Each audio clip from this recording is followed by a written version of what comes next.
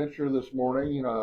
Wabash at the Wabash County Museum. There's Doug at the museum here this morning, talking sports. Doug, we've got you over in the corner here. Okay. You're in trouble. How you doing? Hey, how you doing? Hello. We have a little of everybody here this morning. We've got Coach McClure's here as usual. Mr. Harness is here. We've got Jim Landrum, and you've got me, your congenial host. And we'll get started here. This is the 39th anniversary of the 1986 Wabash High School State Baseball Championship. And I'm sorry, you guys don't care. I mean, you like this, but this is home field advantage for me. I'm sorry, it just is. With all due respect to people like Tony Ugan and Kevin Yenna and several others, they will get their due at some point with Southwood and Northfield, and Jack Rupley with Manchester. They will get their due. This one is about longevity, I guess, more than anything. And that's how we're going to start this morning. First of all, I still got one of my shirts, Jack. We've got the current head coach of Wabash High School, Jack Holley, who scored the winning run in that game when they won and beat Marion 2-1. We also have Mike Phillips, who was kind of the wildcat of that game, that season, I guess, and he's got plenty of stories to tell. We have several of Mike's family here this morning, including his son-in-law, who's one of Jack's assistants and my former players, and he knows how I feel about him. So this is how we're going to start this morning. I've got all three of Coach Rood's nephews sitting over here to the right, your right, and they're going to join in. And again, don't be afraid to jump into this. These mics that our girls have got will pick everything up, so don't be afraid to say your piece. We've got Coach Rood's brother over here, Doug, and his lovely bride over here. And we've got Coach Rood's sister, Lisa, who I tried to get Coach Rood to fix me up with when I was in high school. And he told me I was scum of the earth and he'd never fix me up with his sister, which probably ended up being a better choice. And then Chuck, her husband, who's a longtime friend, and we think the world of these people. So we're just going to dive in. Steve, please don't feel like you're an outcast here. Look at the colors I'm wearing. Attaboy. Attaboy. Kyle Kelsheimer is Mike's son-in-law, and as I said, he is the current assistant of Jack at Wabash. All of you, do not hesitate to jump in if you've got something to throw in or something to say. But we've got a little business to take care of first of all. Coach Harness, any golf stories I need to ask you about? No. It's not what I was told. None good. Well, I'm not going to break the news. I'll let the guy that did it break the news. You did. Yeah. What'd you do? Last week was my 70th birthday on June 11th. Went on a golf trip for 3 days with Coach Harness there and a couple other family Their members. brother-in-laws, by the way. And had my first hole-in-one on my 70th birthday. Nice. Thank you. That's awesome. So we had some fun over it. These guys were more happy than I was. I was just kind of shocked, but it was a lot of fun. So enough of that. Talking regular golf or putt-putt? Yeah, see, here we go. I knew it'd be that. Yes, Jack. It was That's number, what I'm talking about. Right? if you want a full description, it was hole number 4. It was a 90-yard par 3 to use the drive. That's not true. 90 yards. Not true. It was number 4 at Cobblestone up at Kendallville. 132-yard hole, playing more like 120. I hit a gap wedge, high draw into the hole, landed like a butterfly with sore feet. I call that out. You had to ask.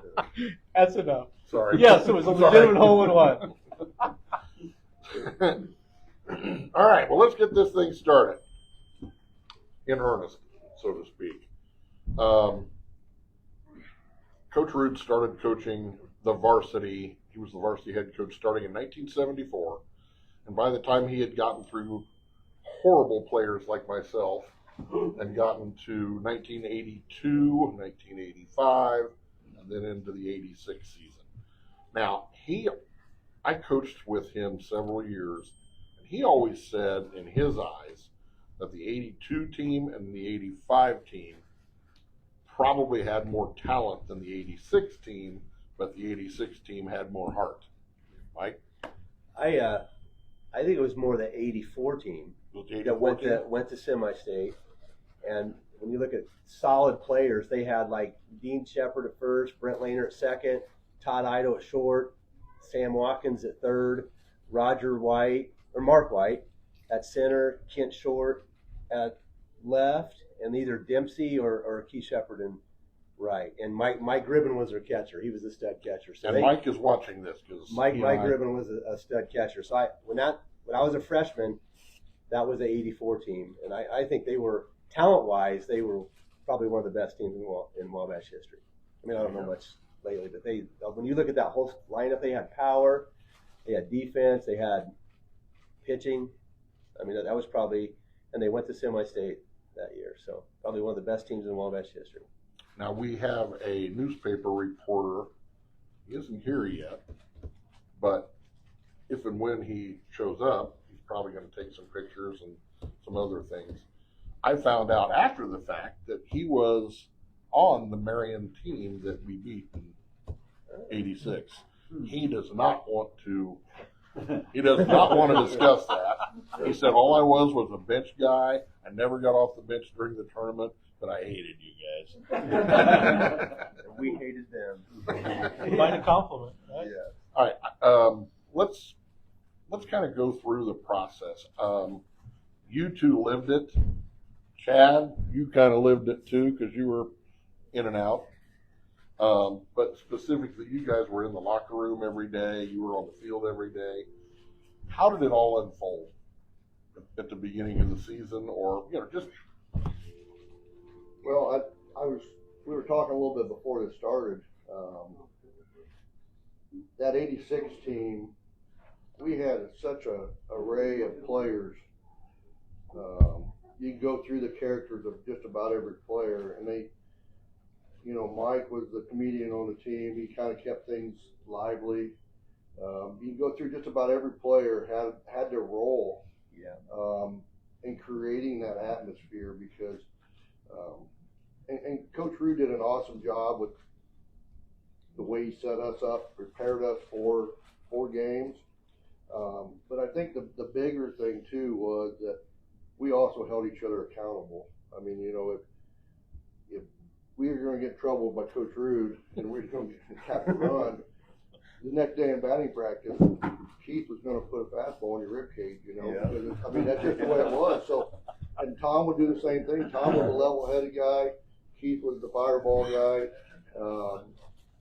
We can go through. Brent behind the plate was the ringleader. I mean, he kind of brought us all together. And you can go through just about everybody. Chris Holley's head was, he's the one the smart guy on the team that just made sure that everybody knew where they were supposed to be, when they were supposed to be there. So you had every component in places that made us good. It wasn't that they were the best skilled at their position in the state of Indiana by any means, but 1 through 9 that was on the field, I just was fortunate enough to be on that team. And set them look back on it, and we can even like the Ricky Browns, they all had their roles, and we all accepted our roles. I mean, I didn't need to be, we talk about it. I scored the winning run. To me, it was just that was my job. Like it wasn't like look at what I'm doing, and I think that's the way the whole team was. As we talked about, we got our hair cut. I mean, Coach Rood shaved his dog. We gave the mayor a haircut. It was. I forgot about that. You had the Keith Shepard and the Ricky Brown that would refuse to cut their hair, kind of like Rick. They didn't want to get their hair cut. But it all fit together. We all Every knew. team needs a rebel. Yeah. That's right. But I don't know. Maybe Mike has a little different take on it, but. Probably the same thing. I know we did an instructional league that summer. That's the first time we did an instructional league. And I think it was just 1 year we did it. And we didn't have travel ball back then. We didn't have any of that back then. So we just did an instructional league. and we all kind of bonded during that summer. Like, we didn't do American Legion or anything. We just did that instructional league. And come to find out later, Rood told us after we won state that we got third in state that summer. We had no idea. We were just playing, having fun, and we got third in the state. And then I think it was game, we were like 11-0 or 12-0 or something like that. And then the paper came out and we were ranked in the top 20. And I think that's the first time we were like, wow, this is crazy. And then we ended up going to Kokomo, and we ended up losing that game. And it was like 12-11, and that was our first loss. And that was a crazy game. But I think we each had our role. I found some newspaper clippings, and it had all our year, or all our games we did, and everybody stepped up in a different role. Like the championship game, Brent Johnson had that hit. I mean, when you look at the championship game, I think we had 5 hits, and it was all by batter 7, 8, and 9. I think Wagner had 2 hits, Benny Mahan 2 hits, and Brent Johnson, of course, had that 1 hit. So there's just times during the tournament, each of us stepped up at a different time. When you read it, like Benny Mahan had a game-winning double. Mike Smalley had a double. So it wasn't, of course you had Keith and Dempsey had home runs, and they were in almost every game. And I think Dempsey had like a few no-hitters. Shepard had a no-hitter.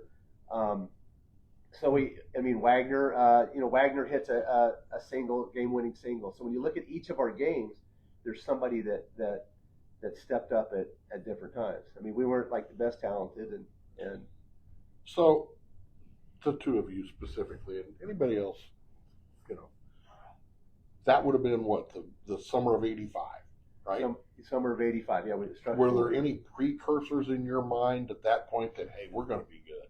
No, we were just having fun. And I think it was a team, like Jack just said, we had a different bond with our team. And we just kind of stepped up, and we kept each other accountable, and we wanted to do well. We wanted to do well for Coach Rood, because we respected him, and we didn't want to get yelled at. And we all know cussed at, and we had respect for each other. I mean, Jack could have been a starter. There were any one of us could have been starters during that time. And in fact, my sophomore year, we had a left fielder named Mike Thompson, and we had a catcher named Mark Wallace, and those 2 were good. Those 2 were really good. And then after their junior year, they said, I'm not playing for Rood anymore. There were a lot of people that went through that. So they didn't come back. So if it wasn't for that, I probably wouldn't have started or played, and Brent Johnson probably wouldn't have started and played. But we just all stepped up, and we took our roles. And another thing is I bunted all the time, and that was my role. Yeah, I had squeeze. That's all I did. I had squeeze bunts. But when I was looking at some newspaper clippings, it says we had one game where we won like 4-1, and it said Mahan, Wagner, and Phillips all had squeeze bunts. So we had 3 of our 4 runs were squeeze bunts, and you don't see that today. I mean, Keith Shepard had how many home runs, and if the batter before him got on first base, he bunted them. So it was small ball. It was old school. And we all accepted that. Yeah, we all accepted that. You asked Mike the question about, did we have any, idea that season was coming? The culture that Coach Rood put in place. I mean, I went back and watched the state championship game on tape, and they started flashing these stats up. Oh yeah. And like in all 4 years I played, I never knew what I batted. Yeah. I never knew any of that stuff. And then you watch that state game, and the stats are up there. So I'm sure he had them, but as players, no, we didn't know. We didn't know, and we didn't want to know, because if you even dared ask, was that a hit or was that an error? There's a reason. Yeah, there's a reason, because back in the 70s when I played, you had guys, or we had specifically one guy, but there were guys that could calculate their batting average as they ran down to first base, and it really made him mad. Yeah. We didn't know. Yeah. By the way, Gribby says thanks for the kudos. Right on. And Coach, don't you think that's turned around now in this modern age? I still help coach baseball at Eastbrook. Half the kids immediately run to the scorebook and say, "Was that a hit? You get a stolen base." I think that's the. I'm not trying to cut any, bash any, whatever, but I think that's the summer ball, the travel league mentality, because it's all about numbers now, because that's what baseball has become. And it's frustrating because a successful at bat, and coach did this like more than times than you can shake a stick at. A successful at bat isn't always getting a base hit. Like if you move some runners, like Mike talked about Keith up there batting. If we needed to move that runner, he was going to bunt Keith, and Keith could like hit the ball 600 feet. You know, I mean, true. And it didn't matter who you were. He was going to make sure that you did what was best for the team, not what was best for you. And that era has kind of changed a little bit with me being the coach there. I see. Don't get me wrong, we got great kids. I question how many of them could play for Coach Rood. Oh, yeah. You know, I mean, not that that's a bad thing, but I wouldn't want to play for anybody else. Like I learned so much baseball from that man. You know, he'd probably turn over in his grave. I said it before if he knew I was the coach, but yeah, you would. yeah, I mean, That's a good point, Jack. me and Keith probably be the last two guys he could the coach, but Well, it's you know, a tribute to his influence. what's that? It's a tribute to his influence. No, 100%. And Yeah. I mean, look at that guy right there. I mean, he never played for him. Wasn't even alive when he was, you know, when Coach was coaching. But the influence of what Kyle has endured, you know, throughout his life, and these three guys over here, that's what this whole thing's about. It's about legacy to me. Yeah, we had a playbook, and I still have I it. have mine. You still got yours? Yes, sir. And it was like that thick. Yep. And it had, you open up and there's these figures, and it says, okay, if the ball's hit, if you're a left fielder, if the ball's hit over here and the guy on first, where do you throw it? Guy on second, where do you throw it? It's just this detailed, and it has our signals were absolutely crazy. And if you missed a signal, oh my goodness, you were yelled at, cussed out. I want you to lay the butt down right here. I don't care that he knows. You're going to put it down right here, Chad. All right? Yeah. And one of the things, you go like this, okay, this game, we're doing the third indicator is what I want, and then the fourth indicator after that is what we're doing. So like, okay, third indicator, 1, 2, 3, and then you go like this, the fourth one is what we're doing. And you're like, okay, what was that again? Oh, with us, he would do this.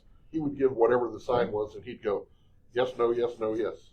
And you had to figure that out. Yeah. Holy moly. And now you just got to go, signal, hit and run. Yep. Yeah. But that's what we did. We had a lot of hit and runs. We had a lot of squeeze bunts. We had did a lot of small ball. Was that his philosophy on baseball in general, or were the fences where they are now at Wabash? Were they that far then? All right, let me tell you the story Funny here. you said that because Yes, go ahead. I actually, when my mother passed away, I was going through a bunch of her stuff. Uh-huh. And I found some pictures of when, my junior and senior year, like after our state championship. And I'm looking at them, I'm like, what in the world? That fence wasn't the same fence. And you looked at where it was in relation to, there used to be a house out in right field. That fence was moved back 3 different times. Really? Because, again, and I tell the story, and Keith always gets mad at me, but I can recall that state championship year, and I think we were playing Northfield. I could be wrong. Keith hit a home run, and we all know. I know Keith really, really well. Good friends with him. He's kind of like flamboyant. He wants to like everybody to see that he hit that home run. He gets the second. He's kind of jogging, like making it about him. And it's not a knock on him, because again, like I said, I love him to death. But he gets around third, and he'd go give Coach Rood a high five. Which wasn't very high. Yeah, and Coach wouldn't give him a high five, and he waits till he gets about 2 steps from home plate. And he hollers out, "Hey, he missed second base." And they appeal it, and they call him out. So you don't dare show the game up, And it's like, but yeah, the fence was moved back 3 That's a different lesson. times. That's a lesson right there. Yeah, I mean, Chris always had a way of putting you in your place, and he did it to me a number of times. And I wasn't a good player. I was just an average guy. Shut up. I think if you played for Rood and you worked hard and you tried hard, you have that story of him getting after you. Oh, yeah. And I had the one where I robbed a home run at Southwood, left field, and they have that woods back there. And I hit my ribs, and I'm trying, okay, I got to suck it up. And I'm out there sucking it up. And then, like 3 or 4 games later, we're playing Huntington North. And I'm in the warning track, and I'm kind of dancing around, and I was afraid to hit the fence. So I caught it right here. He comes running out of the third base dugout, cussing, calling me a wussy. He didn't say Among other wussy. things. He didn't say wussy. Among other things. Yeah, calling me names, and he goes, "You're team captain." This is my senior year. He goes, "What the blank are you doing? You out here wussy?" And he didn't say wussy. Footing it around, and he takes me out of the game. Takes me in the dugout. And I'm sitting there going, "Oh, brother." And I'm sitting there trying not to laugh or trying not to, I don't know what, I was just like sitting there. And I remember looking down the corner, and all the bench scooted way down. And he took me out of the game. I caught the ball. But he goes, "You're our team captain, and what kind of example are you where you're just, and you catch it down here?" And after that, I said, "I don't care if I'm running into fits again." But we had respect for him, and we wanted to play hard for him. And that was a time of Bobby Knight era, too. Oh, So yeah. It wasn't like a shock to us. We knew what we were getting into. It was what we expected. I mean, if we messed up, But it's amazing. we expected. But it's amazing the attrition that you talk about, because I mean, down through the years, and you and I coached a few of these guys. Down through the years, there were always guys that decided, you know what, I'm not putting up with that. I don't have to play for him. I can go run track, or I can go do whatever. And it gave guys like me an opportunity to play. You and I coached people like that, Dad. And I'm sure you've seen it also. But he was trying to instill discipline that wasn't there.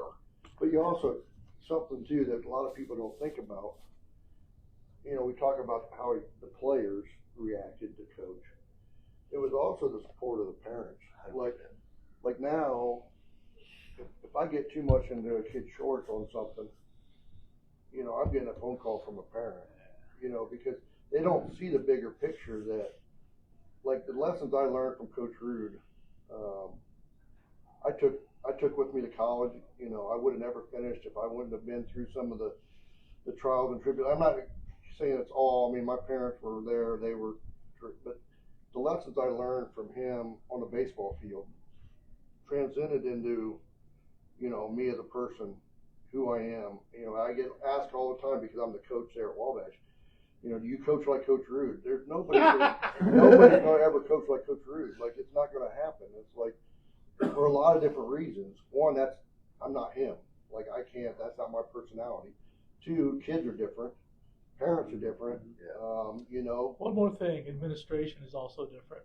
Schools are different. Yeah. I mean, they wouldn't back you. Society's totally different. Like how you can treat kids and. Did Coach Rood have to deal with parents like that?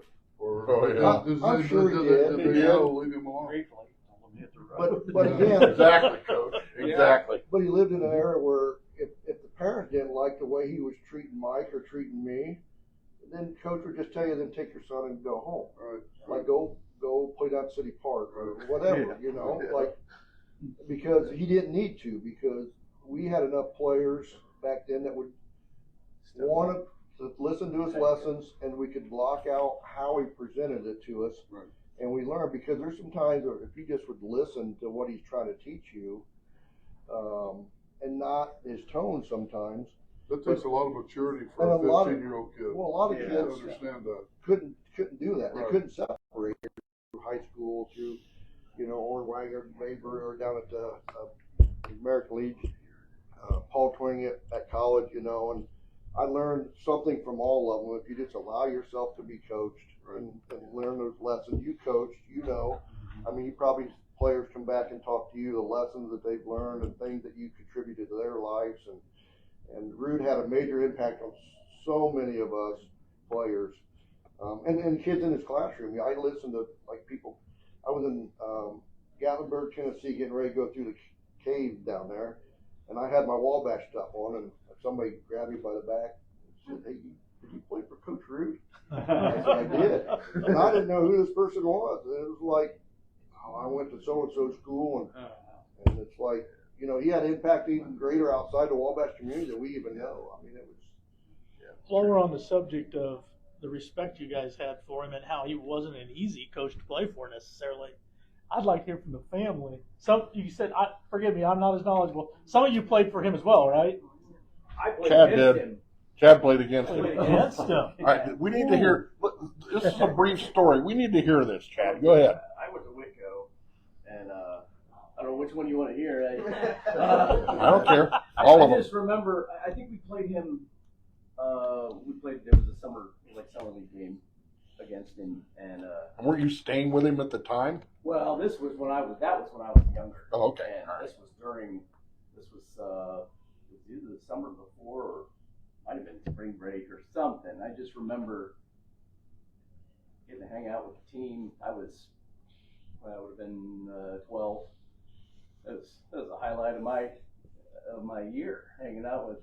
I get to hang out with high schoolers and see them get yelled at. And, I just remember, I told mom and dad on the way down here, there was a major league scout that came down the week I was there to watch Keith, and I got to stand there and hold the radar gun. He had a gun, and I got to hold it.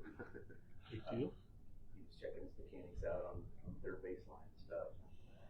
Just being involved with the practices and stuff. And I know one day I must have been getting on his nerves or something, and I was getting bored or whatever. But he said, "Here," he was he's hitting infield or something, and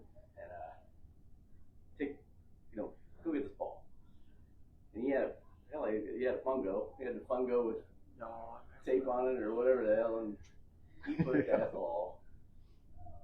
He put that ball. There used to be a W in rocks, or it was the crushed tile. Oh yeah. Oh yeah.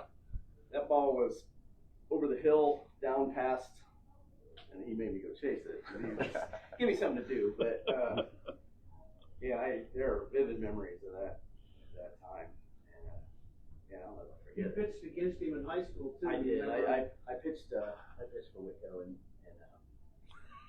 How'd that You end need for you? you need to tell that story. I did. I did my best. I went. I put a complete game up against him, and we ended up losing. I think it was like 5-3. He pulled one out of his keister. But, Not a surprise there. he called me out of the dugout after the game was over and said, "Hey, pup, come here. I want to talk to you." So, he walked me down third baseline and said, "I'm really proud of you." I'm like, it breaks me up thinking of it now. But Here we go, Lisa. I'd start him. I'd start him off with a curveball first pitch, and I had him. They were kind of I had slow him dead pitches to rights. and Yeah, some pitches and they couldn't hit off of you. but he still found a way to beat me. But I just remember the summer league game. It brings me back that you guys were talking about the signs and everything, and I don't know who was at that, but I was playing third base at the time, and he's calling for the bunt sign, and he's telling the kid, "I'm giving you the bunt sign." He's doing this, and he's walking up to the plate and telling this kid that you were going to bunt. And I'm on third base. I'm thinking, God, I guess I can just creep up, and Travis Bradford's on shortstop, and he's telling me, get up closer. And I'm thinking, if this kid just turns around and fires one at me, I'm dead to rights. But eventually, like third try, I think he got the butt down, but I think he probably got him out. Yeah, it was the way he was. He didn't care. You were going to do what I asked, and We all knew how that went. My first exposure to this was I'd been at Oak Hill from 75 to 85, and then we'd gone to Friends Church. So Mike's dad married us and all that, and Dave liked sports and all that, and he told me, he says, you'd be surprised at this team. They've really been working hard, and he talked about their summer, and Mike, he got to bunt. I bunted every time that summer. Yeah. He had me bunt every time. Yeah. That's all I Mike did all said summer. I'm becoming a pretty good butter. Congratulations! I know somebody else in the same boat. Yeah. But I'm getting cold now. telling my wife a little bit about all this and everything. But we got on the bandwagon and followed them. And I remember they were going to play LaPorte, I believe, semi-state. Yep. And I was watching them warm up, and I'm thinking, whoa, that looks pretty good out there. And she was getting all fired up and intense and stuff. And I said, you watch. I said, small ball will beat them. Yeah. And 5-3. yeah, yeah. Well, And that was a great journey as a viewer. Just you wasn't even a part of it and everything. And you talked earlier about the parents were. One of you said something about the parents. I know Dave Phillips was on board because They all I were. talked to him quite a bit, and he Yeah. said Michael get yelled at if he needs it. Yeah. You probably needed a few I times did. too. He was talking about the fungo bat. I remember one time, snow on the ground, and we couldn't practice in the gym. And, we were thinking, and it started snowing in the morning. And we're thinking, man, just let us have a day off. Because he never gave us a day off.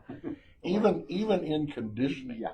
And so I'm thinking, it's snowing, this is great. And I remember 4th or 5th period, there's Rood on his prep period, out in the parking lot with his tractor. And he did this line, and then he did this, and then he went out and did this circle to get the snow off the parking lot. So we were out there, and he would hit ground balls to the infielders on the blacktop. And it was like 32 degrees outside. And then he had this circle where us outfielders were standing, and he could just stand in that circle, and then in his circle, and hit a fly ball in that little circle. He did, like it was an art form. Nobody could hit it. Yeah. There's only one other person I know that could hit a fungo like Chris, and that's Jack. Yeah. To this day. He was the only coach that I saw that could hit. A lot of coaches I would see would throw a pop up to the catcher, just during warm-ups and stuff. He was the only one I could remember that would be able to hit it straight up.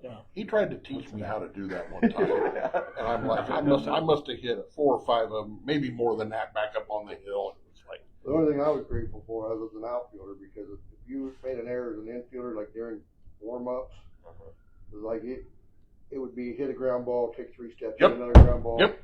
And he's hitting ground balls from here to the door to those infielders. I'm thinking to myself, I'm glad I'm 300 foot out here. He can make me run a long ways to go chase the ball, but I'm not taking those one hoppers. Oh, that's crazy. oh, We had this doubleheader against Dwenger, and that's we lost both of them. We lost 6 games that year, both of them.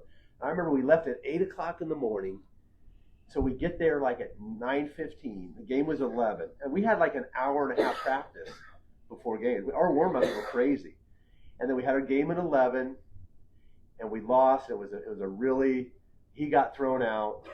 I struck Probably out out of getting hit both by of a them. pitch. Keith Shepard had a strike on him. I remember the ball hit him in the thigh, and he didn't move, and the ball went to the pitcher, and the umpire called a strike on him because he didn't try to move. And like I said, Rood got kicked out of the game, and I remember I'm up to bat, and Rood comes out from third base, and I was on deck, and he comes up from third base and goes, "You get on any way you can. You know what that means?" And I said, "Yes, I do." So the ball was coming inside, and went, Lean boink. into I it. went, boink, hit off my arm, and the umpire goes, "Strike." And then I remember the next pitch was outside, and I didn't swing. He goes, "Strike." He goes, "You're not up here to bat." And I said, "Okay." So the next pitch came inside, and I kind of hit it off my thigh, and he goes, "Strike 3." And then I struck out on 3 pitches, and 2 of them I got hit by him. And Rood, and I wasn't the only one. There were a couple of players, and Rood got kicked out, and we made four errors in one game. So when we lose, it was all about winning. Fun was winning to us. We did not want to lose. People said, "Oh, it's not about winning." Yes, it is. We wanted to win. We don't like to lose. We wanted to win. So, I coached high school baseball a few years ago, and we would lose, and the players would be joking on the bus. And I'm going, "We just lost." So we're leaving at 8 o'clock, game at 11, next game at 2:33. We silent on the way from Fort Wayne. Silent. We didn't say a word. And he'd get up on the bus and stand around and walk pace down the bus, and we just didn't say a word. So we get there, I don't know, about 5 o'clock, 5:30, and he stands up and he goes, "You ain't going nowhere. You ain't going nowhere." So we get out, and he hits for 2 hours. He hits ground balls to the infield, and somebody, I think it was Roger White, probably. hit fly balls to us in the for 2 hours. And now they got lights at the stadium, right? Right. I'm so glad we didn't have lights because who knows how long we would have been there. It got dark. But we left at 8. We had this hour, 15-minute practice before the game. Then we had 2 games. Then we had that 2-hour practice. We did the same Well, thing. plus travel. Yeah. We played Logan Sport. We had doubleheader there. That was bad. And you could see. We call it the Rood meter because you could see how red it was up, and he was so mad coming home from that game. Of course, you didn't. I mean, you could hear the tires hit the pavement. Like it was like just so quiet. And he stood up and grabbed a trash bag and grabbed our jerseys and pants and threw them out the bus going home. It was like we're sitting there like we saw the uniforms fly up. This is not going to end well for us. No. And we went back and he did this drill. I don't know if you remember. So we put 9 players out there, and then he blew the whistle or holler third out. You had like 20 seconds to get off the field. Yeah. And then he hit a third down. You had to run back out, so you'd start at 1, go to catch or 2, 3, and it's like we did those for like. And Todd Adams actually, don't quote me on it, but I'm pretty sure he's the first one to vomit. I remember Coach Rood going, "You did not just throw up on my field." Oh yeah. Oh yeah. Before it was over, we were like in our hands and dumping it over the fence, and it wasn't. He just thought that we weren't giving effort, like it wasn't because of physical. Like he thought it was all. And after that, we never had another game like that because it was like we weren't about to lose our uniform. If I remember right, didn't you and I try that drill one time? It didn't work out. It didn't work out in there very well at all. Yeah, I got a few phone calls on that one. But you were asking earlier about when did we know? Yeah. Like I said, we were 11-0. We lost it, and the thing came out in the paper, said we're ranked in the top 20, and we were like, wow. And then we lost. I think we're 12 or 11. Then we lost, and then we just kept winning. And the thing about our team is we faced everybody's best pitcher. We never faced a second pitcher because they always put their number 1 against us every game. So. Especially in the conference, because that was extremely competitive. And we lost to Blackford in that conference like 5-4. That was in the hated to game. lose to Blackford. And we were 6-1 in conference, and we just kept winning. Then when Coach Rood said if we win sectional, we can shave his head.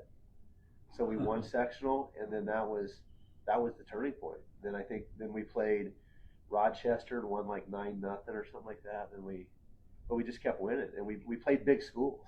I mean, now they have classes, right? They have different. Yeah. But you think about we played, besides Manchester in the sectionals, we played Huntington North. We played schools that were big.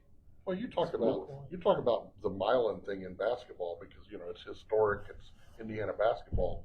But if you go back and look, I don't know this for an absolute fact, but I'm pretty sure that the '86 Wabash team, baseball team, was the smallest baseball team to ever win the state championship. I remember in the program seeing the team photos. Mm-hmm. And the other schools, their team photos, you shot landscape, you portrait shot Wabash. And there were managers, and it's like, I just remember that. I think I still got the program. Well, I've got a question. Playing for such a small school, I mean, I played at Eastbrook. I know how that feels. We hated you guys. But when you're going up against storied programs like LaPorte, Marion, Kokomo, those are good baseball schools and have been for a long time. With Coach Rood as your lead, were you intimidated by them a lot? Did you always feel like you had a chance to beat those teams? And what role did he play in that? I felt we always had a chance, didn't you, Jack? I mean, there's no doubt. Like we were confident.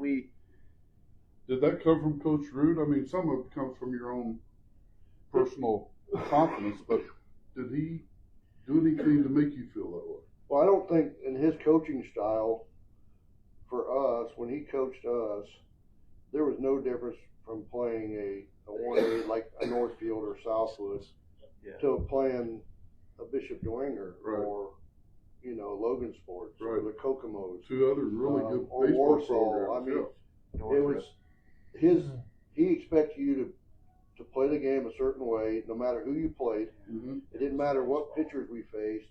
And I think one of the things us on that state run was because of our schedule that we did play. Yes. So when we did face some of the big, because it was one class, it wasn't, we're playing schools our size. Right. So then when we faced, the Pershinger from Marion, it wasn't a shock to us to see that kid up there throwing 90 plus miles an hour. So that's what we've seen all year. And then the teams that we struggled against, that the maddest that coach would get would be when you play a small school that maybe the guy just threw 75 mile an hour, and that's still a good high school pitcher, Right. I mean, baseball's different back then. Like teams, just about every team we played seemed like they had somebody that was good, and I'm not saying that baseball's diluted a little bit, but well, don't you think if I've always felt if you put the work, if you know you're putting the work in, and you're prepared to play anybody, and it sounds like you guys put the work in because Coach Rood wouldn't accept anything less. No. So with that going on, it seems to me that the effect he had on you is he made you do the work. Yeah. You put the work in, and that gave you confidence. I think that works. I think that still works today. Yeah.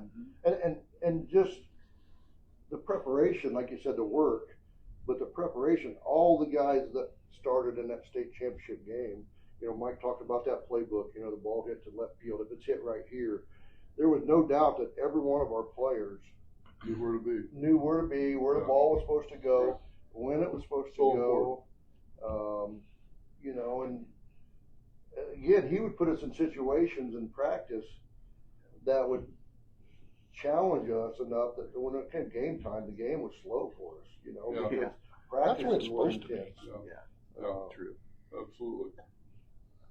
Speaking of preparation, I'm jumping ahead a little bit here, but the video of the championship game, we watched it, you and I watched it together a couple of times, all the way. Anyway, at the beginning of that broadcast, Jerry Baker, who was the IHSAA guy that did the games, he had both Coach Rood and Coach Wysong from Marion standing next to each other, and he asked them the questions. And when he talked to Mel first, and he said, what do you expect from this Wabash team? And he said, well, he said we beat them earlier in the season, and it wasn't. He tried to be nice, but he was kind of cocky. It wasn't very close, and we're prepared, and we just feel like this is our game. And he turned to Coach Rood, and he said, what do you think, Coach? And he said, well, you can go back and watch this. He said, we're fundamental. We play the game the right way. He goes, they know we're going to bunt. They know we're going to run. We're going to field the ball. We're going to hit the ball. And the question is, when we execute, can they stop us? Guess what? Didn't happen. They could not ultimately stop them. I'll never forget that as long as I live. I want to hear from Travis and Andy over here, the other two nephews who were, be honest, they were more wrestlers than they were baseball players, but who was, but okay. Yeah, I played baseball. Okay, go ahead. For Southside in Fort Wayne, so never powerhouse. Yeah, no, we would have got thumped. And we really got thumped if I would have pitched. Well, there you go. Yeah, but yeah, I spent a week at one of Chris's summer camps that he had, and I remember, I don't know why, but I didn't get, probably because of the family, didn't get drugged through the ringer that the guys on the team that were helping the summer camp. I do remember going out beforehand and after, picking up rocks out of the infield. I remember that, and then Boy, do we remember that. yeah, doing that, making sure the field was right, and then going to the Wendy's Super Bar. That's where we'd go for lunch or dinner. Because it was cheap. You could eat as much as you wanted. And so, no, those were good times. I mean, there's, you hear all the stories of Chris and the intensity in the field and stuff. But I'll tell you what, if he wasn't a baseball coach, he could have been a stand-up comedian. Oh God! Oh my God!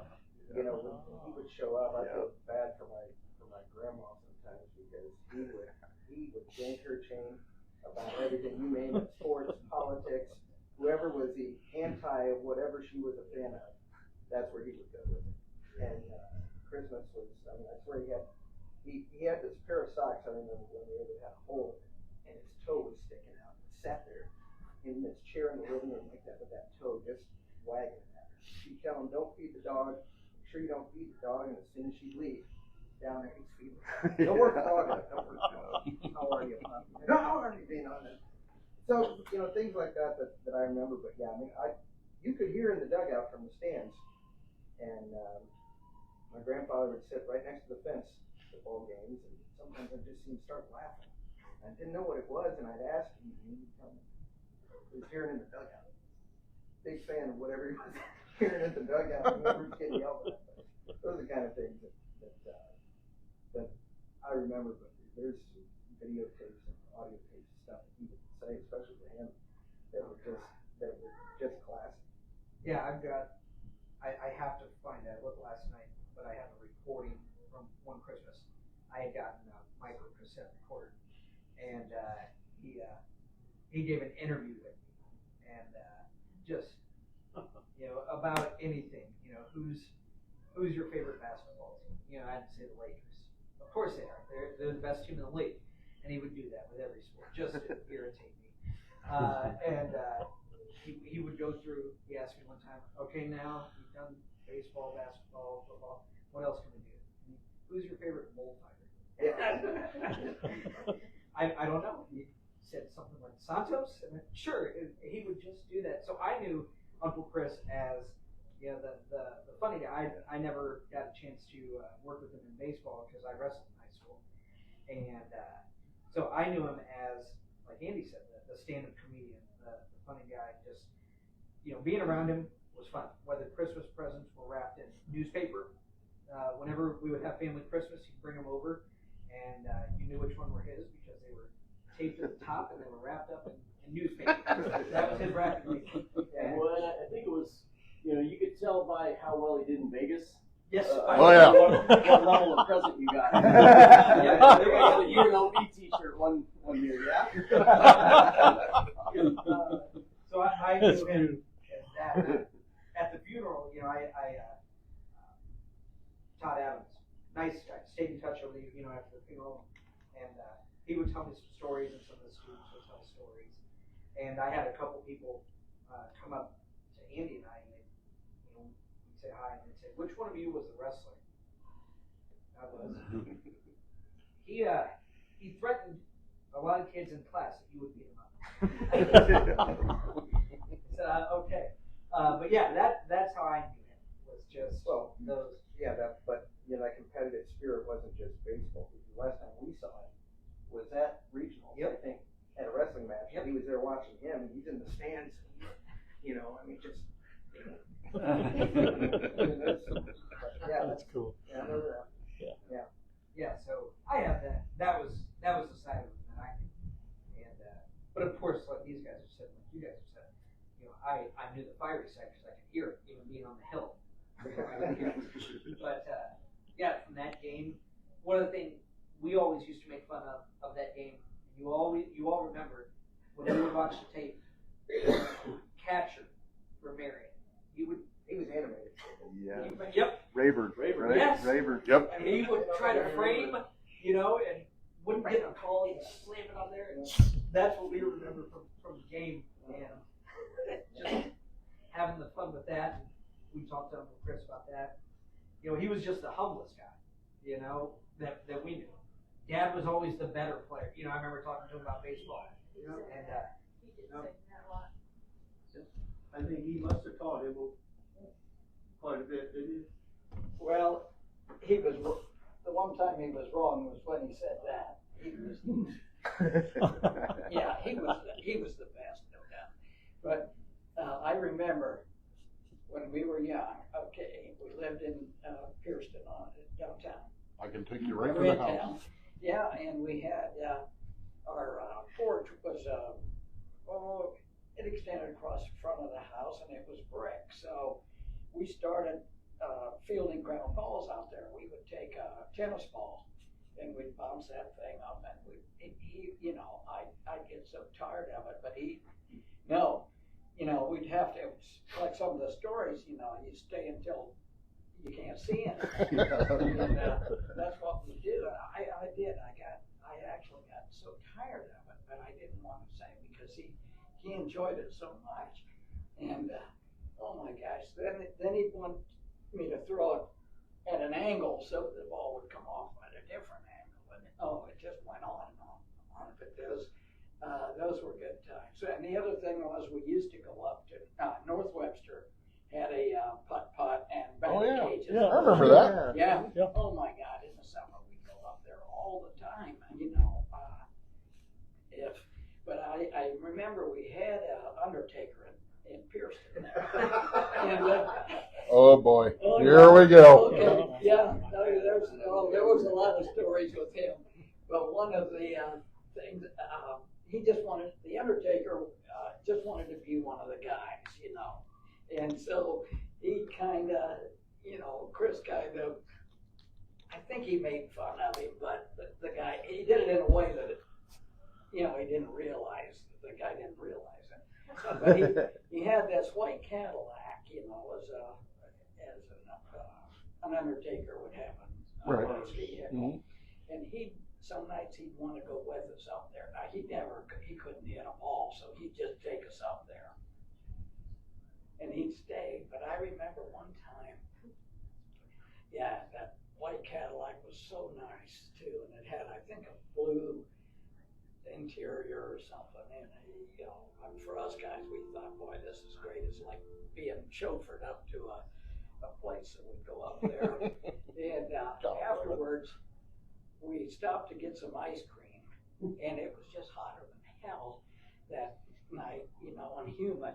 So we got some ice cream, and everybody had an ice cream cone, and we were sitting in the back seat, three of us, Chris and I and one of our buddies. And Chris had that thing, and it was just dripping all over the place, and it just got all over the guys, and you know, beautiful interior, and you know that you could just see the guy's face get. You know, he didn't say anything, but he wanted to. Yeah. And, of course, the other time, I probably told the story, or you guys heard that. One is it's interesting, but the time that he talked the guy into getting a casket out. Oh no. Did you ever hear that one? Yeah, go ahead. Yeah. This is well worth it. Yeah. Okay. He talked the guy.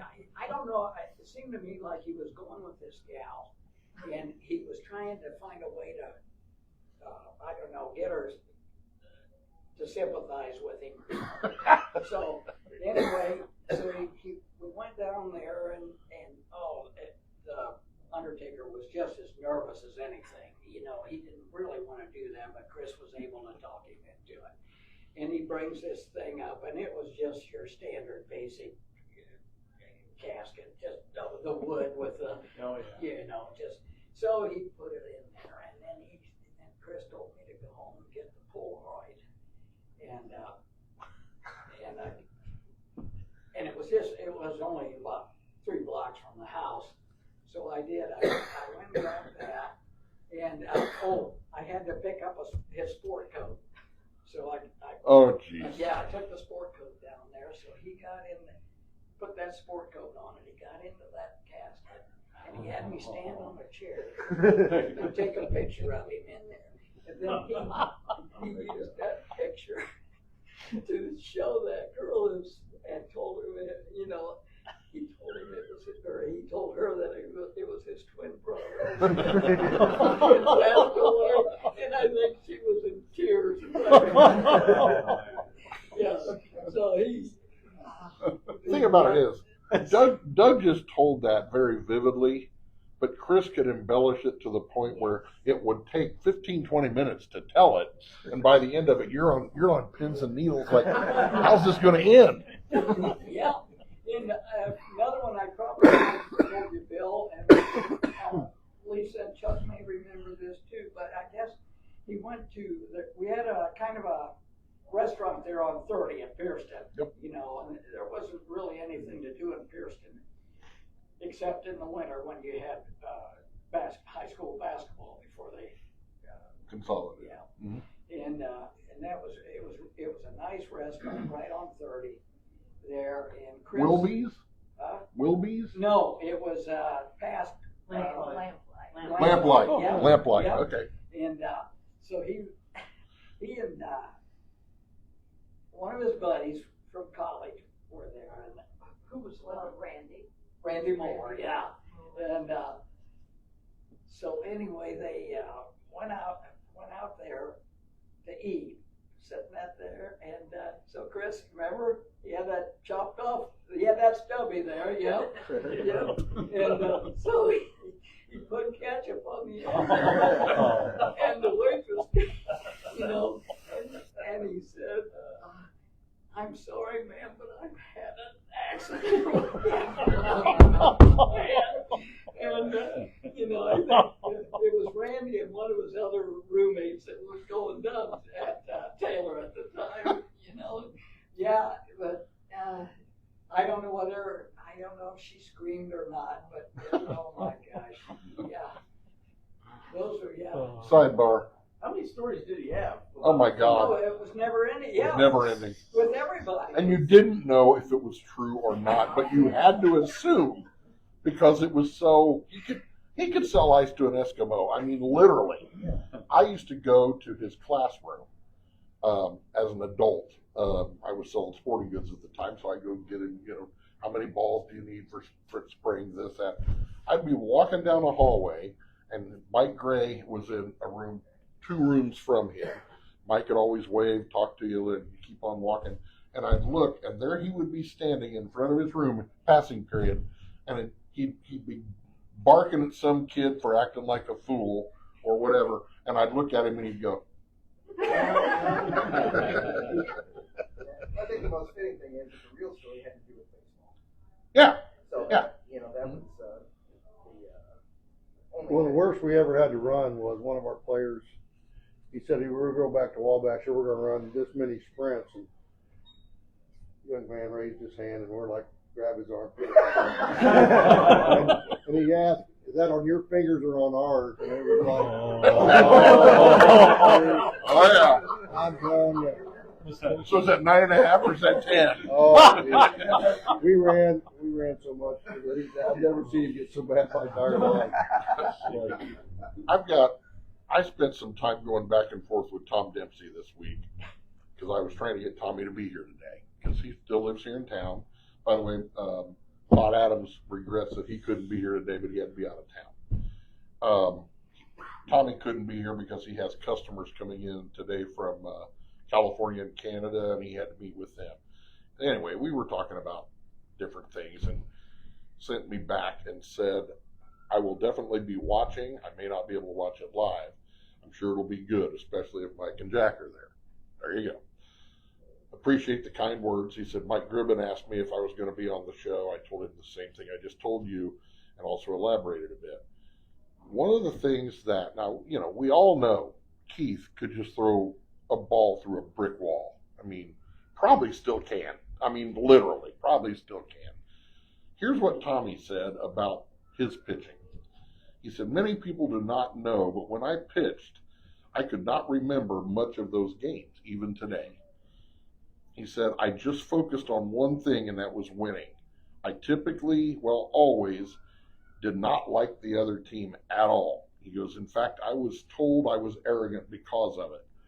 I told them no, my drive was to win, and that's how strong I wanted to pitch to win the game. To me, that's a quote. To me, that was the epitome of that team. Am I wrong? No, 100%. We wanted to win. Just like I said earlier, the fun comes with winning.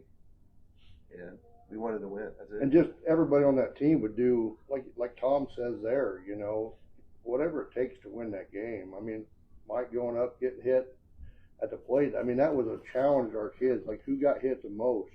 Because that's just a base. That's a free base. Mm-hmm. And the kids would just, I mean, that's, and Coach loved that stuff. When you got on base, I mean, he hardly ever cracked smiles, but when you wore one, you could look down and he was like he finally got some approval from him, and it was like, because you got on base, you did whatever it takes to get on base. I think Mike Smalley got hit. Like Mike Smalley wanted to win that competition. Yeah.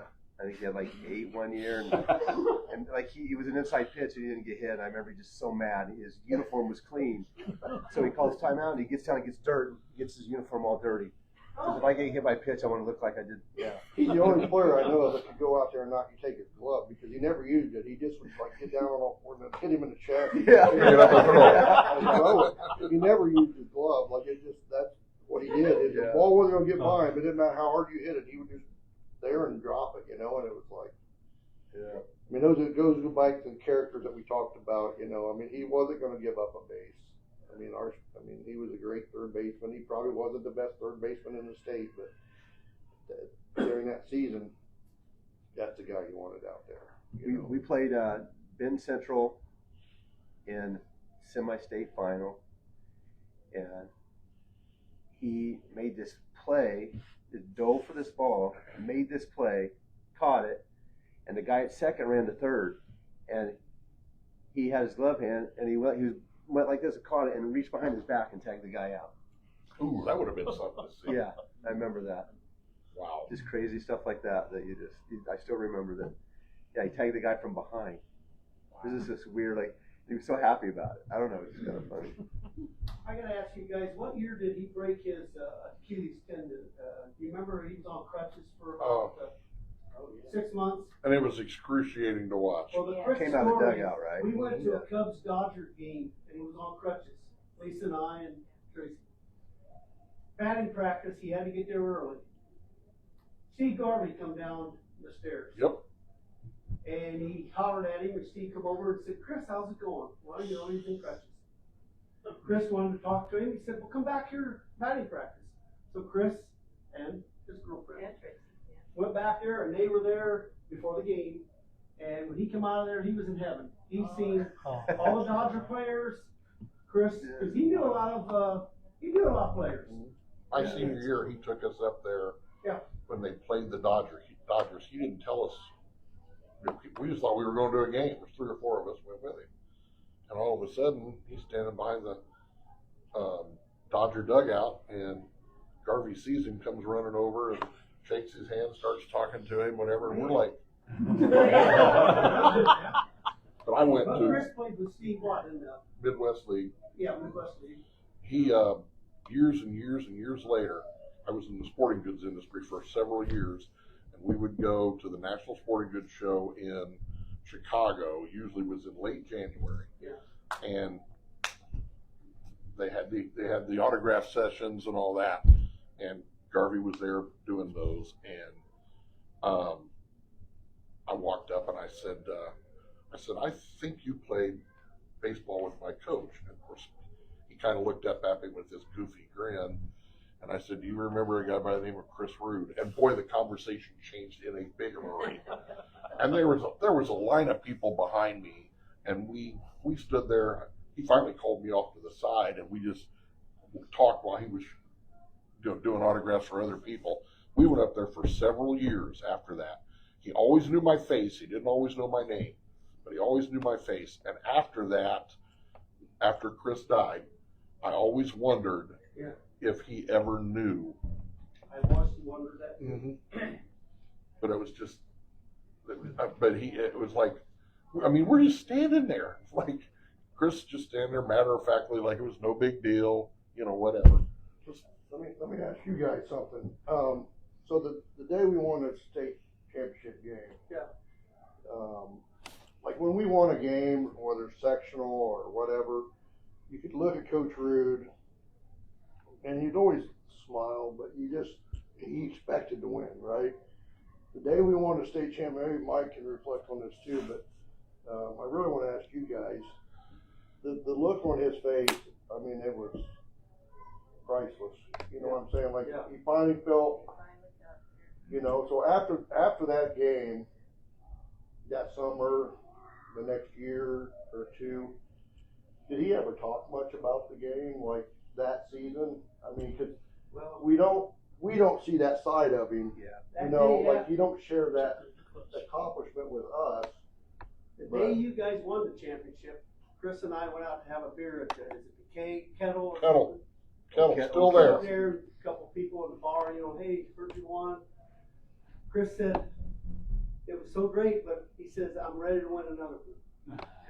That's just him. He was so competitive. He was ready for next year. Lisa, you got your tissues out? Yes.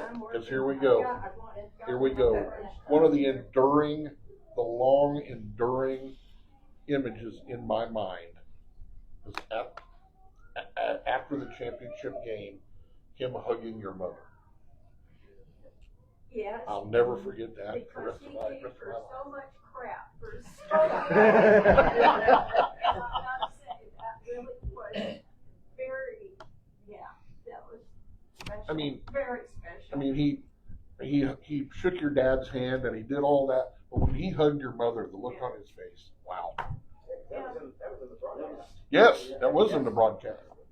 The one thing, Lloyd, he always come to the game, didn't he? He always sat back into the dugout. But you know what? Chris just was annoyed by that. He told me, he said, why does he park that chair right behind the screen? Why is he sitting there? He can't see. He does. Why is he?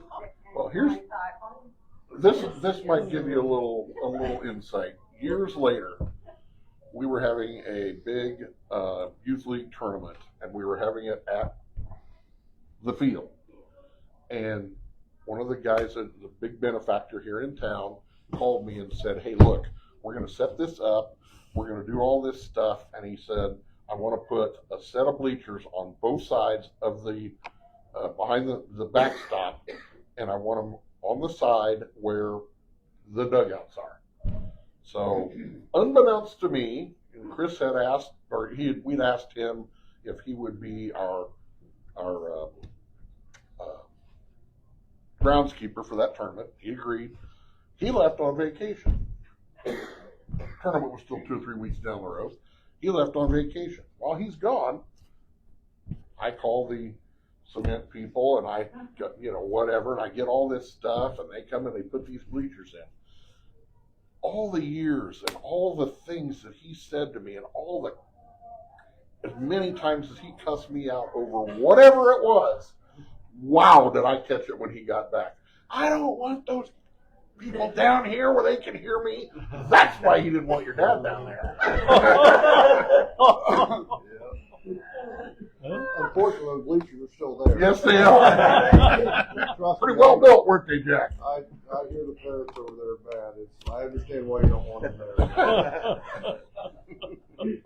Oh, did he blow me crap on that? And I got to tell you one other thing before we get into. I've been wanting to say this the whole time. He died on a Sunday. They think. Lived by himself, whatever. On Friday afternoon, he called me and he said, "I need to order a net and some accessories and stuff for the season." And of course, the practice season started on Monday. Okay? He knew he wasn't going to get those right then, but he needed to get them ordered. Came down to my office, and we're sitting there talking, and he orders what he needed to order, and we're going back and forth, and he kind of, how he kind of put his foot up on his knee, and he's sitting there, real matter-of-factly, and he goes, "I don't know how much longer I can do this." And I said, "What do you mean?" He goes, "I don't know how much longer I can coach." He goes, "The culture has changed, the whole 9 yards." He goes, "I just don't think that I'm going to be able to do this that much longer." And after he died, and all of that conversation went through my mind. I don't know how many times. I think I told you that, Travis. And I asked him that year, the year before, when I was in high school, I said, "Are you doing another camp?" And he had mentioned, he said, I don't think so. He said, "I don't know." He said, I just don't know. And because I asked him, I said, "I'd love to come up and hang out." He said, "Yeah, I just don't know what we're going to be doing." And you could tell. The intensity was still there. He just wasn't sure how long it was going to be there. But I mean, we knew him, but you guys knew him better because you knew him from the start. It's just, I mean, I put this together hoping that we can talk about the '86 championship, which we have. I'm the one that's derailed this several different times, but to me, it's worth it. Am I wrong? Worth it. He's a big part of it. Speaking of derailing, I Okay, knew Mike. him as a neighbor. He lived 2 doors away. In between us was a lady. She was a widow. She'd become a widow while we lived there. Millie Strange. Oh, And yes. Millie had, I grew up with her daughter. I don't mean just a few cats. 2 dozen, give or take, which week we're talking about. And they were cross-eyed and gimpy and everything. And the neighborhood was kind of tired of it, but Chris was very generous with Millie. Whatever Millie needed, she was older, he could help her, and he did. And he said, Millie, you know what we need here is a fence. I'm going to build a fence so we can corral all these cats. And she thought that was a good idea. I think he paid for it.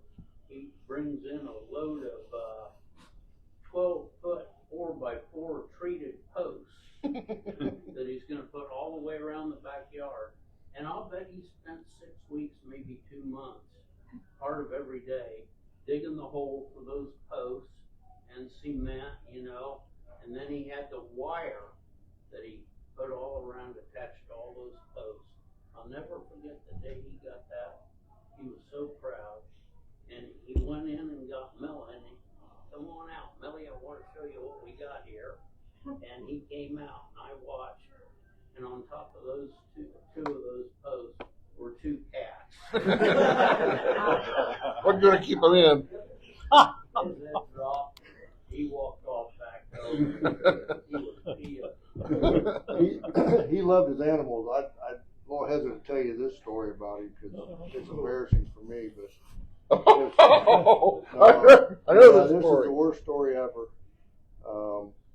So we were playing up Fort Wayne at I don't remember the field.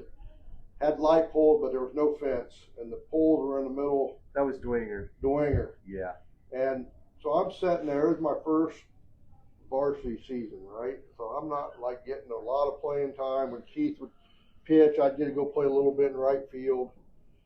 So I'm sitting there, and the game started, and first inning, and he kind of we're out in the field, and he's in the dugout, and he goes, Holley, and I'm like, I'm gonna go in. This is my first game, varsity game. So I grab my glove, I go over, and I go, Coach, what do you need? He goes, what are you doing with your glove?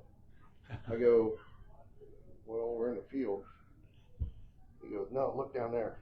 And he points clean down to the first base side fence. At the very end of the fence, there's a dang cat sitting down there. This thing looked like death mourned it over, like I'm thinking. He goes, you need to go down there and catch me that cat. I'm looking at him like I'm looking around and like, are you serious? He goes, yeah, go get that cat. I'm like, okay. So I put my glove back down. I go down there, and it's a wild stray cat. I'm telling you what, it took me like 2 innings to catch it. When I finally got it, it was wild. Like I'm telling you what, it tore me up. Like I'm holding this cat, it's clawing me and it's biting me, and I go down and I go in the dugout. I said, Coach, what do I do with it now?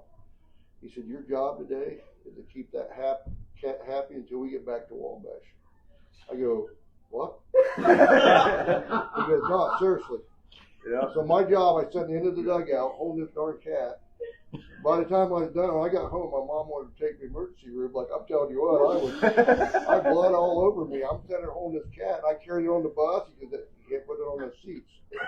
And he took that cat, and we, like, I'm telling you, it was like when we go to do a shave his dog and stuff at the state tournament, and when we did the mayor's head, Yeah. that dang cat was still there, and I wanted to take it in the bathroom and beat that thing. It was like, that was his thing. Like, you found a stray dog or a cat, that thing ended up at his house, and it was like, Well, to add to that, when that animal did pass away, what did you do every time?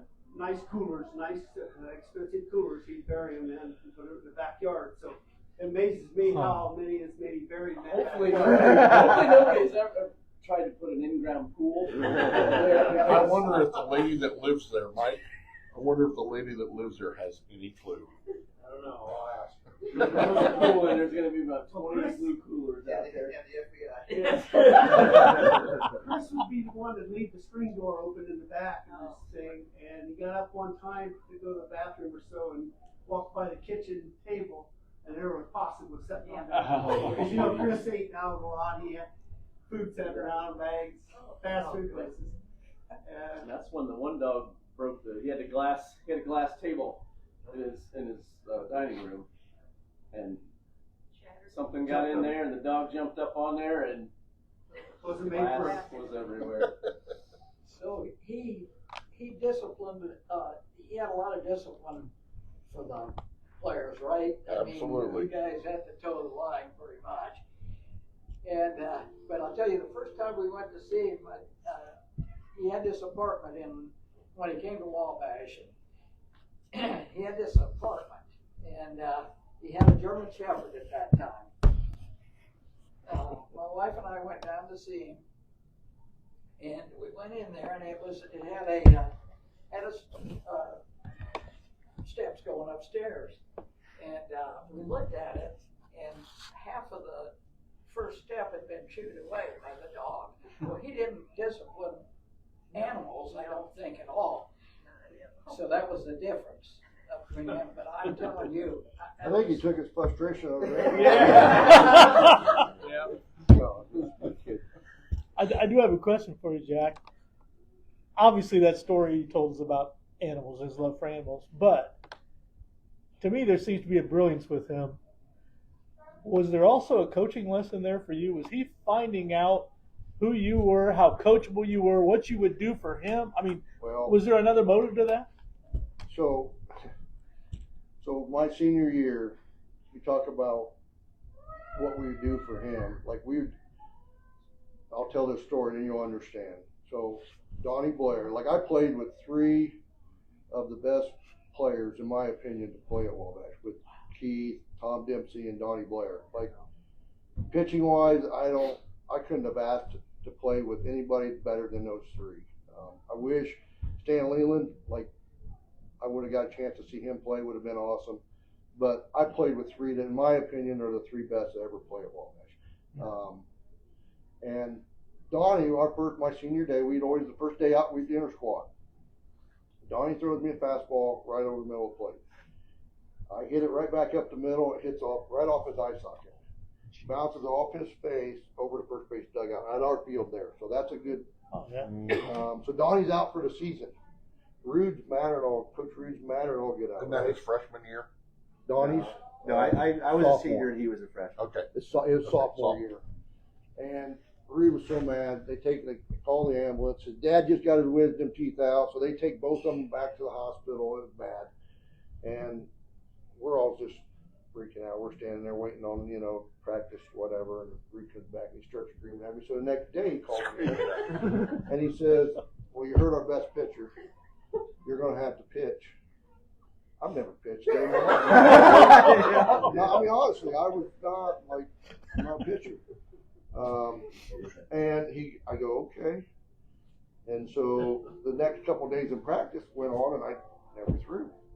So I go to him, I said, "Coach, am I going to maybe pitch a little, throw a bullpen?" He goes, "You're not a pitcher, son.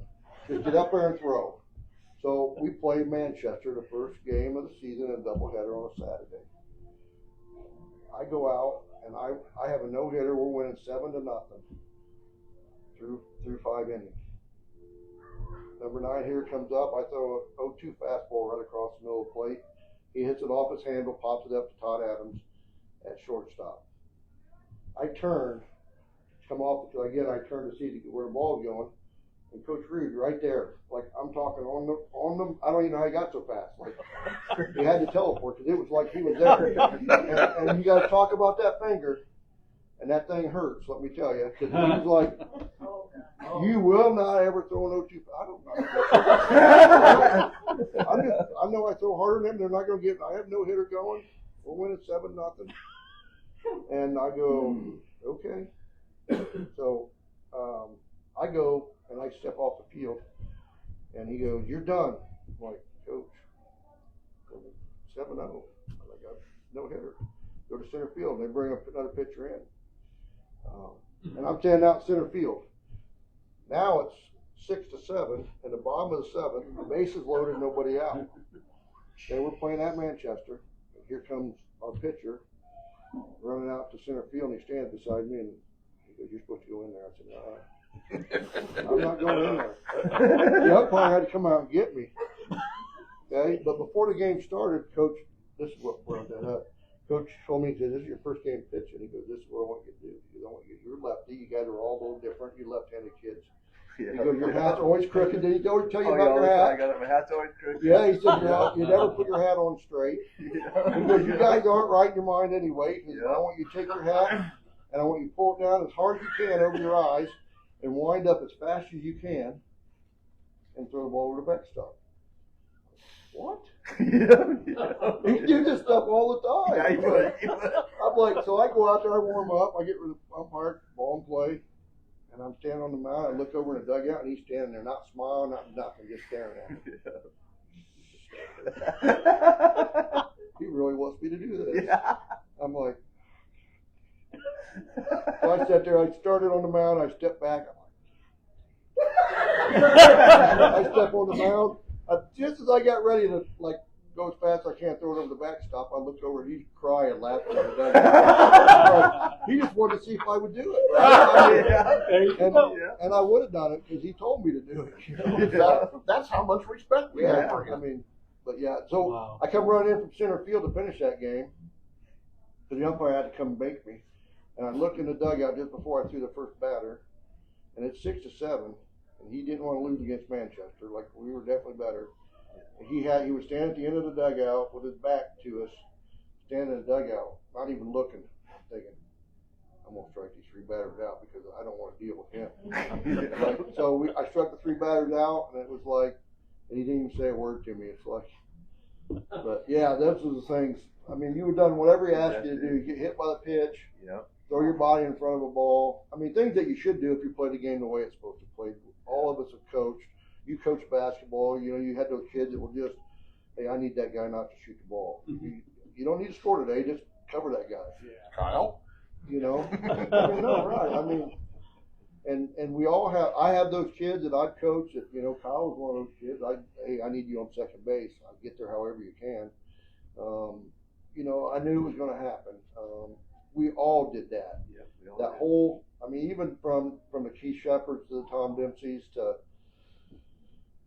me that didn't play every game. You know, it was just, when it was your time, you did whatever he asked you to do that would help the team win. And again, that's the lessons that we learned, because whatever it takes to be successful is, I mean, and we take those lessons. I mean, because he was a great baseball coach, but I never had the opportunity to have him as a teacher either. But the people I've talked to now, they loved him as a teacher. Oh yeah. Like, the energy he brought to the classroom was the same energy he brought to the baseball field, and I mean, his passion to help young people was just amazing. We all know him as the baseball coach, but I can tell you this: he was as big, if not bigger, history buff than he was a coach. I had him in class too. We played like trivia games right before a test. It was great. It was so much fun. And you don't realize that he is training you for that test. Yeah. Just like that's he probably did in where baseball. Mike Gray got it. He did the same thing. He did the push-up thing, and we did all kinds of competitions before the test. And had little. You were learning, but not realizing you're learning. Yeah. But that's the way he structured his practices too, because there was always competition. I mean, you were always battling against somebody. You know, if Mike beat me in catching fly balls, I had to run, so I was going to beat Mike in catching fly balls. I think he missed his real calling by about 120 years. Should have been a Civil War general. Exactly. And he loved that kind of stuff. Yeah, he did. Wow. Before we wind this up, I want to throw something at you guys, and I want the two of you to react. There is a record, a state record, that will never be broken. Because one, now we have class baseball. Tom Dempsey. And two, because of the way the format is set up. Tom Dempsey owns the record that will never be broken. He won both state tournament games as a pitcher, and that will never happen again. And that, to me, is the epitome of this whole thing. Yeah. With you guys playing, was it Tom all the way? Was there like any thought in Uncle Chris's mind, of who to put on the bump for the state championship? You had two distinct differences in pitching styles. Like, I think Coach would have felt just as good putting either one of those, and he did. Like, because Tom started one game and then came in relief and got the win in the second game against Marion, right? Yes. Yeah. So me and Kyle, we go through a lot of this, like on some tournament time, you throw off, you whatever. There was no throwing off with those two kids. Like, and when I say kids, they're older than me, but you could flip a coin, and any day Keith could win, any day Tom would win. Again, you're going to have more base runners probably when we threw Keith, because Keith he was almost scary. Like, a little wild. Like, yeah, it was, you could see like teams, and when Keith would pitch against teams that, not the Fort Wayne team, not the Huntington, the Logan Sports, but when we played other teams that just because they're on our schedule, and Keith would throw, you would see them like just, they'd be 8 feet off the plate, because they just didn't want to be in there. They were scared. And then Tom would come in. When Tom threw, you could hold a pencil and Tom would knock it out of your hand no matter where you put it. It was like location. Yeah, just two different type of pitchers, which made us very, very tough to beat. And again, and what made it even nicer was both those players would go the distance. Like when Keith pitched and when Tom pitched, there was no relievers. Like, Ricky Brown did a great job. Like, Ricky threw a lot of great games for us that season. But once a tournament hit, if you started Tommy or started Keith, you knew that we weren't going to the bullpen because they were going to go all 7. And we never needed to go to that bullpen. But so I think in Coach's mind, he was just like, who do we throw? Let's get to that first game. Let's take Tom. And then we'll come back with Keith. And then, at that point, it's all hands on board. It's like, let's bring Tom back in and finish this thing up. Because we weren't, like everybody didn't think we were going to be there. Like, and it was just, but in my opinion, we had the two best pitchers. The Pershinger kid from Marion got drafted too, right? Yeah, he was very good. He was a stud too. And I think we faced a kid from Kokomo that got drafted too, or went to play D1 and probably the coolest thing I've seen that I've ever been a part of was Keith signing his major league contract in the dugout after the game. Because again, I've been friends. I played with Keith. My first live at bat in practice was against Keith, and he hits me in the hip. I can't walk for 2 weeks. I was 9 years old. He was 11, and it's like, so I've known Keith since I was playing baseball. And to see him sign that contract in the dugout, and to watch Coach Rood watch him sign that contract in the dugout, and the players all around him and his family, I can't even give you the emotions that was going through my mind. And I had nothing to do with it. Like, I just sat back because it was one of my teammates going on to play the game that we love. And the accomplishment, I'd like to think that some of that was because of our team. He was in the right atmosphere. He had the right coach for his personality.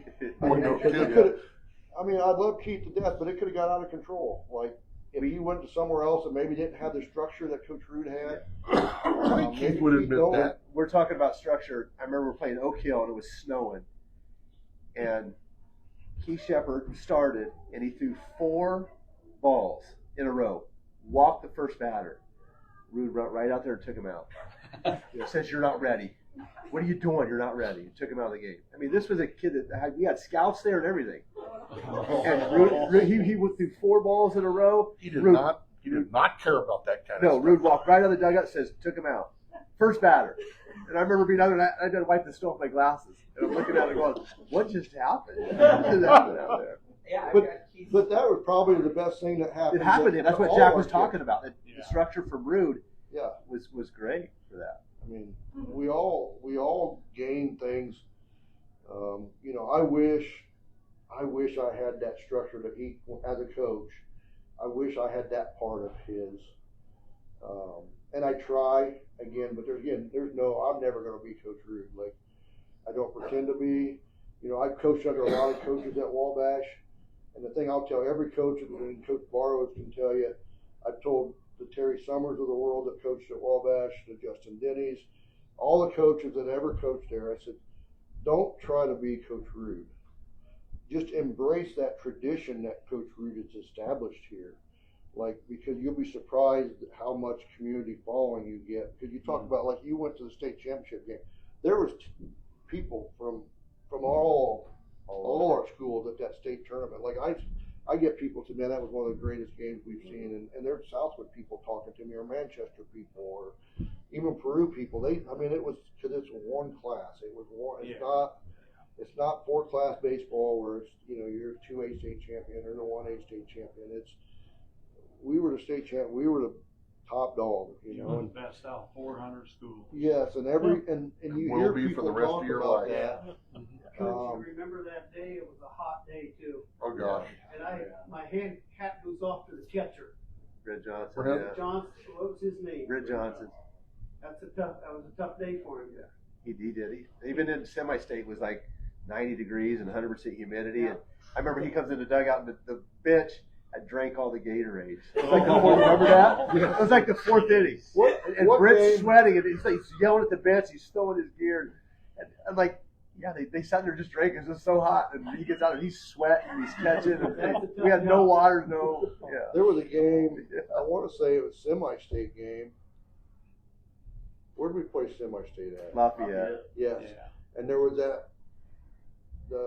mental institution, this KP, that got on the dugout and was walking. And like the thing you remember those games. So he was walking with the American flag on top of our dugout. We were on the third base dugout. And all I can remember, like, things that stick in your mind, like I'm 15, 16 years old, and they tackled this guy off the top of the dugout because they thought he was a threat, you know. And I'm sitting there, and they're like taking, you know, these batons and whacking on him, and I'm thinking, I go home, I'm like, Mom, do you see this? It's like, you know, and I mean, those are the things, those kind of things. And then Keith signing in the dugout. Do you still have those scars? Yeah. Yes, I The do. look on Coach Rood's face when we won. Go ahead. No, the next year though, Mike was back. I thought that was the hardest. That year was the hardest I think he coached. Yeah. I mean, we didn't see the smile on his face when we got beat. He took it came on to us a little bit because I think he wanted to get back there so bad, like that feeling of accomplishment. Yeah, we all felt the same way. And when we lost, we saw that look in him, and we felt we let him down because we got beat, you know.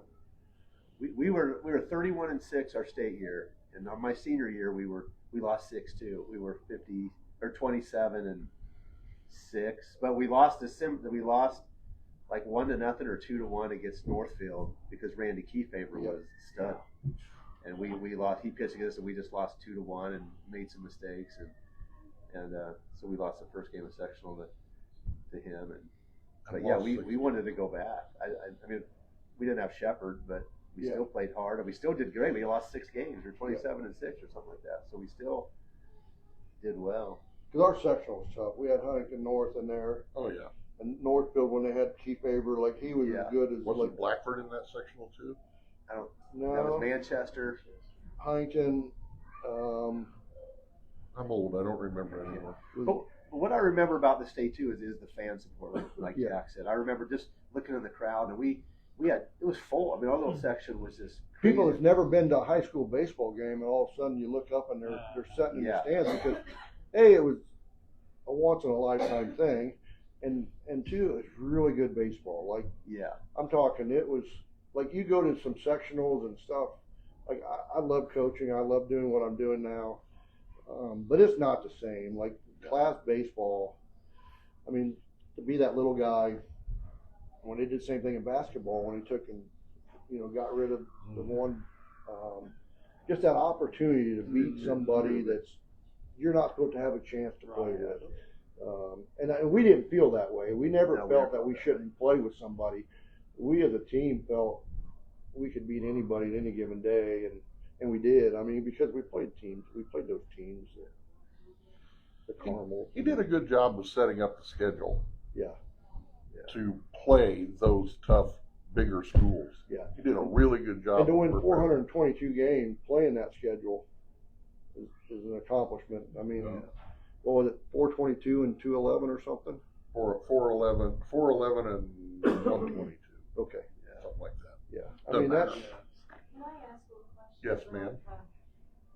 I don't know whether this is even true, but I know Chris either told the story about the boys having taped up shoes.